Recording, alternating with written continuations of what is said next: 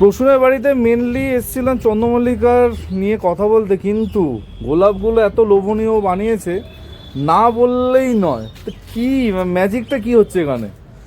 ম্যাজিকটা কিছুই নয়, এইটা মানে দেখো আমি 8 ইঞ্চি থেকে এই 10 ইঞ্চিতে দিয়েছি।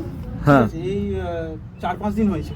হ্যাঁ গরমকালে রিপোর্ট করতে হয় কি হয় না আমি জানি না, বাট হ্যাঁ। রুট বাউন্ড হয়ে গেছিল, আমি তুলে দিয়েছি পরিষ্কার। আচ্ছা। ঠিক আছে, আমার এই সবে 4 মাস হয়েছে গাছ। হ্যাঁ। ওই জানুয়ারি মাসে আমি ফার্স্ট পটিং করেছিলাম। ঠিক আছে, আচ্ছা। গাছ কিনা ডিসেম্বরে। হ্যাঁ। আমি ওই মানে ধরো একটু সিজন করে নেওয়ার জন্য আমি কিছু করিনি, তার পরের মাসে আমি বসিয়েছিলাম।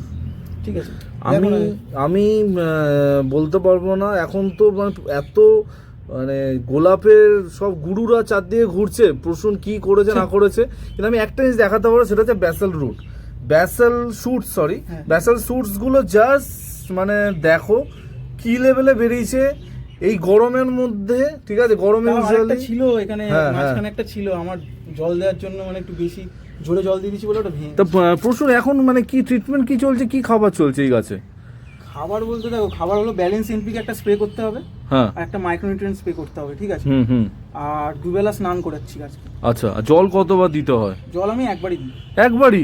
এই যে সবাই বলে 3বার 4বার। গাছের স্নানের উপর গাছ রাখলে গাছ কিচ্ছু হবে না।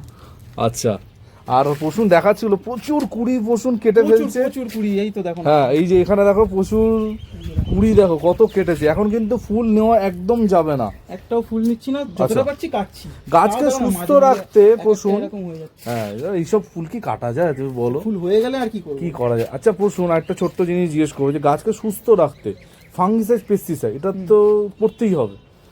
ঠিক আছে, তো এটা কোনো সাইকেল আছে নাকি তুমি ওরম ভাবে কিছু দাও? সাইকেল কিছু নেই। দেখো আমি চন্দ্রমল্লিকায় যখন পেস্টিসাইড ধরো গুললাম, একটু বেশি করে গুলে নিলাম, ধরো ওটা আমার 1 লিটার লাগবে, সেটা আমি 1.5 লিটার গুললাম, গুলে 6টা গাছে দিয়ে দিলাম।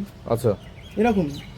আর এতে হলো আমি ওপর দিয়ে খাবারটা বেশি দিচ্ছি, কারণ কেমিক্যাল ফিটিং এর উপর রাখাটা খুবই মানে ওটা কোনো ব্যাপার না, আমরা এতে থেকে আর ফল নিয়ে তো খাবো না। একদম একদম ডেফিনেটলি। হ্যাঁ, আর আরেকটা জিনিস হলো, সপ্তাহে কি 15 দিনে একবার তুমি বাদাম খোলের জল একদম হালকা করে করে আমি সেটা ব্যবহার করছি। যদি গোড়ায় খাবার দেওয়ার কথা বল, ওই কোনো কেমিক্যাল মিক্স কোনো কিছু হাবজি ডাবজি আমি কিচ্ছু দিচ্ছি না, আমার ওইসবে ভয় আছে। পরিষ্কার কথা, আমি দিয়ে গাছ নষ্ট করতে চাই না। একদম। আর প্রসূনের সাথে ফিউচারে গোলাপ নিয়ে আরো কথা বলবো, আজকে জাস্ট আর ইন্ট্রোডাক্টরি তোমাদের দেখালাম। ডেফিনেটলি এরপরে যখন আসবো তখন আরো ভিডিও তোমাদের জন্য থাকবে।